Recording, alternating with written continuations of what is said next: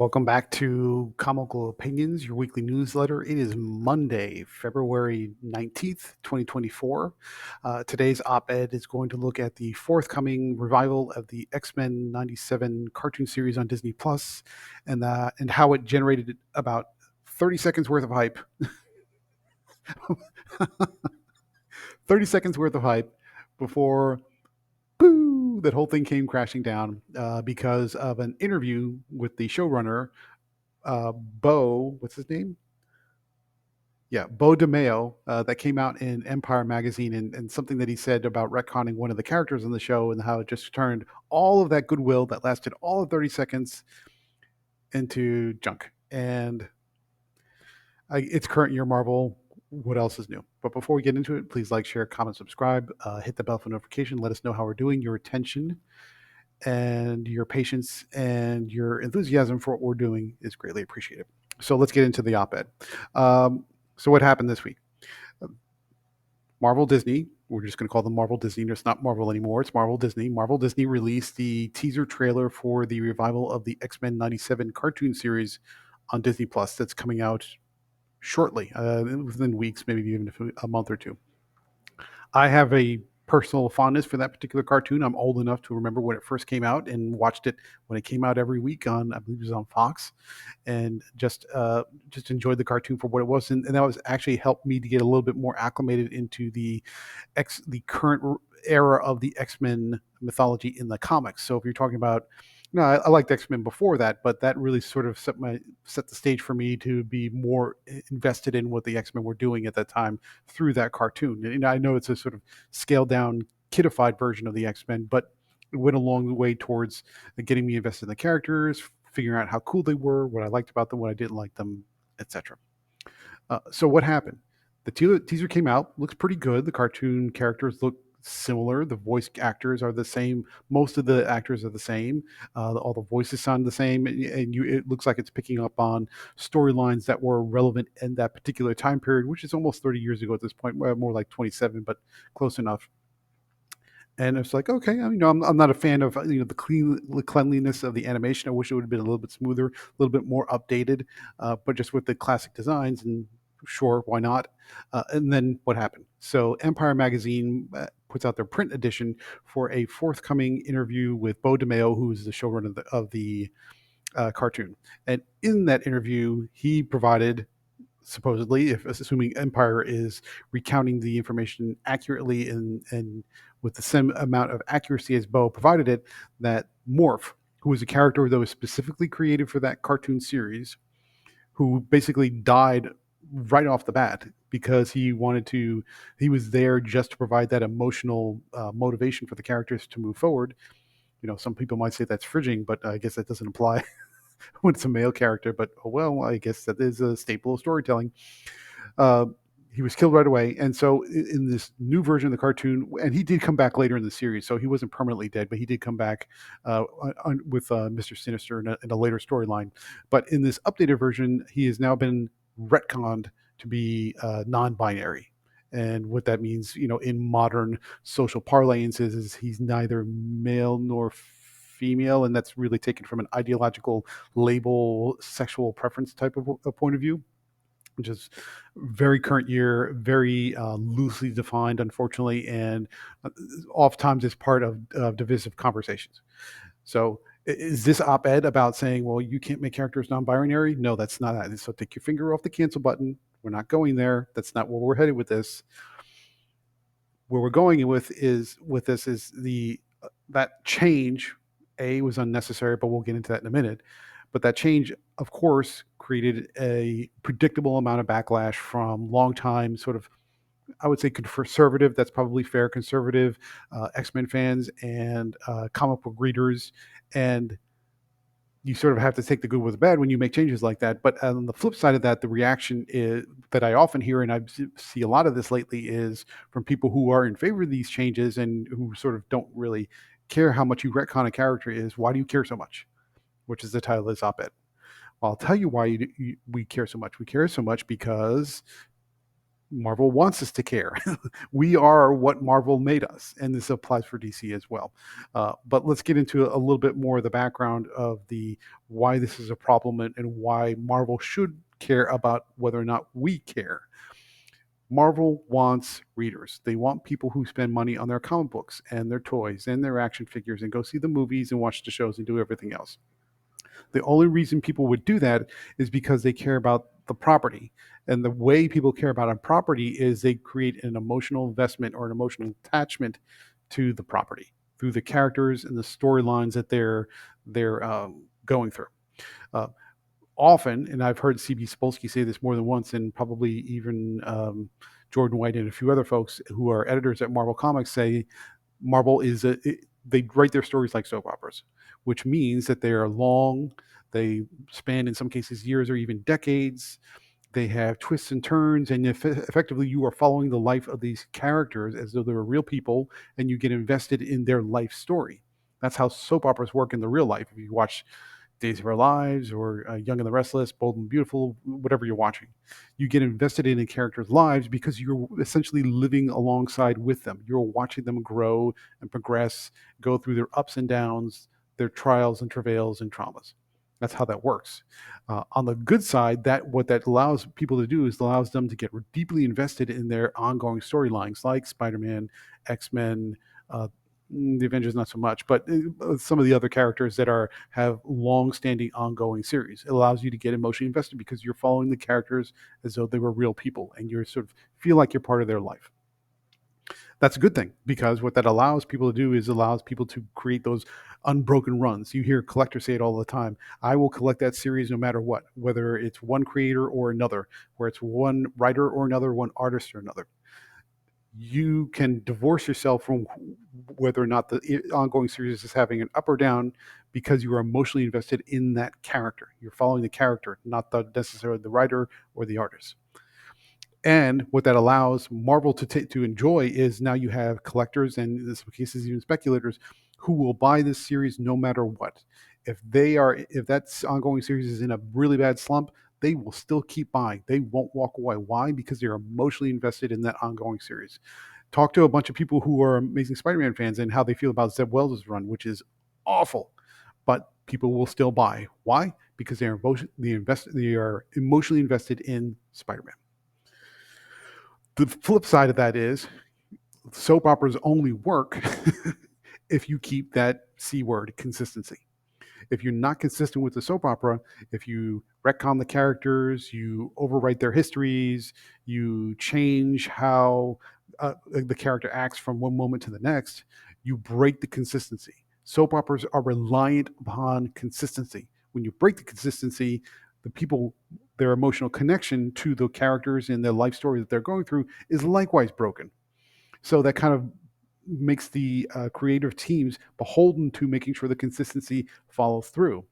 Uh, Also, as a negative, the reason why Marvel trade paperback sales tend to be much lower and not even close to what DC does is because you take that soap opera format, you don't have discrete arcs that have a very clear beginning, middle, and end. It's just sort of an ongoing flow of stories, so they don't break up cleanly.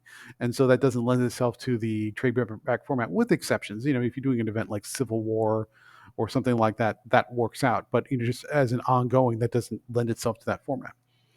So Marvel is deeply, deeply, deeply reliant on people being collectors, people that want unbroken runs, the people who want to stay connected to a character through all their ups and downs, not just in the story, but also in the creative teams and the editorial decisions. They need that. When you make changes, now I'm not saying readers don't like change. Readers like change, but they don't like change that breaks their emotional connection to the character. We've said this many times before. You can make all kinds of changes. You don't retcon the character, you don't overwrite their history, and you don't change who they are as a person unless that change is natural and organic and growth towards whatever the next phase of their life is going to be. Breaking the character, breaking their history is exactly the opposite of what you should be doing if you have a soap opera format and you want ongoing readers to keep going with that title, regardless of who's on the creative team, regardless of who's on the editorial team.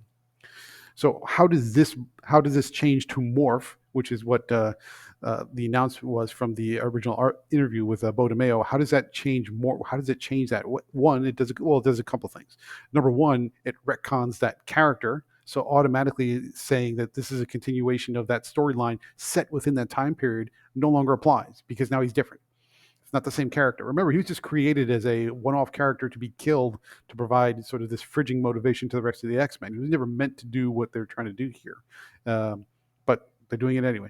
Two, that the whole concept of making him non-binary is very much a modern concept and doesn't at all fit or wasn't even heard of at that time. So to kind of retcon his identity to make him something that applies in 2024 as of this recording, now it takes you out of the storyline from the time period in which you are sitting for the story to be told. You sort of you break that continuity. It's a mess. It's a mess. So Marvel, this is why we can't have nice things, because you had something good, you had an idea that people were in favor of, and then as soon as that trailer comes out, this interview comes out, and it kind of breaks it breaks all the goodwill that you had, which is Marvel's going to Marvel, and it's not at all surprising, but it's the way it is.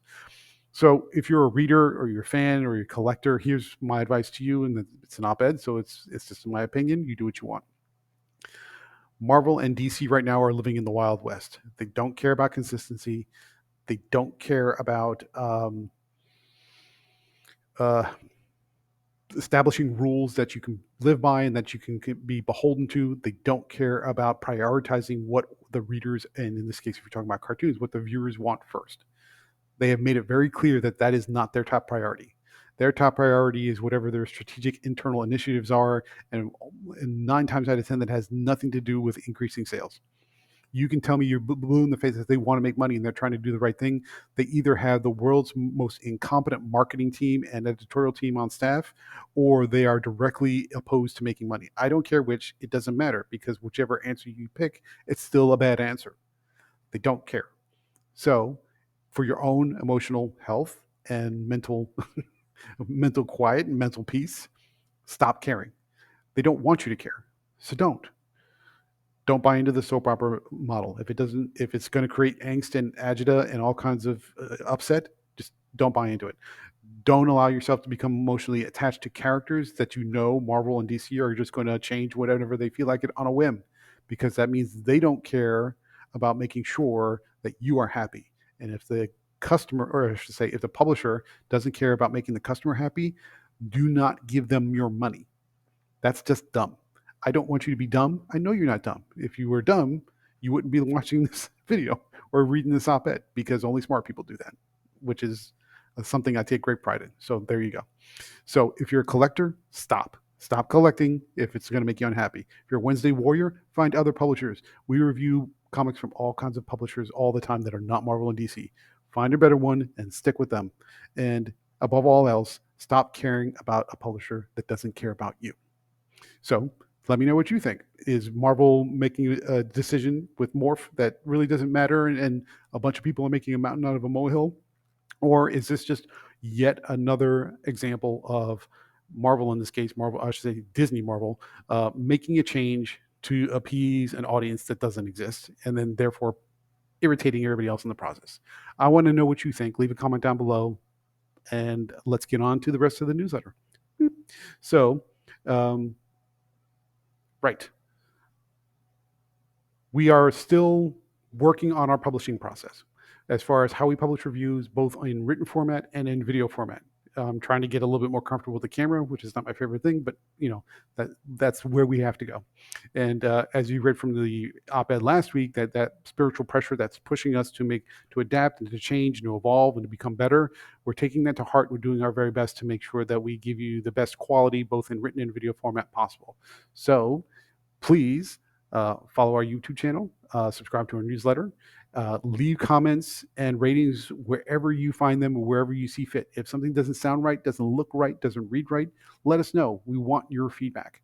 The only way we can get better is if we listen to you and we can take your feedback into account. Let us know how we're doing, follow along, and your attention would be greatly appreciated. So let's talk about the reviews we did last week. And it was a busy week, and that really pushed our processes pretty hard to kind of adapt to the schedule that we're used to taking into account, and then see what's coming up this week. So let's talk about the reviews for last week. I'm not going to read the entire list. It's there in the newsletter. If you're not subscribed, it's free. Please subscribe to the newsletter. You can see the full list for last week. I will say that our pick of the week for last week, not a surprise at all, Transformers #5 from Image Comics and Skybound. Hats off to Robert Kirkman and everybody at Skybound for pushing to get that Hasbro license and making the most of it. And this is what I want to see. We're talking about, what we saw in the op-ed versus comparing to another publisher trying to do the right thing.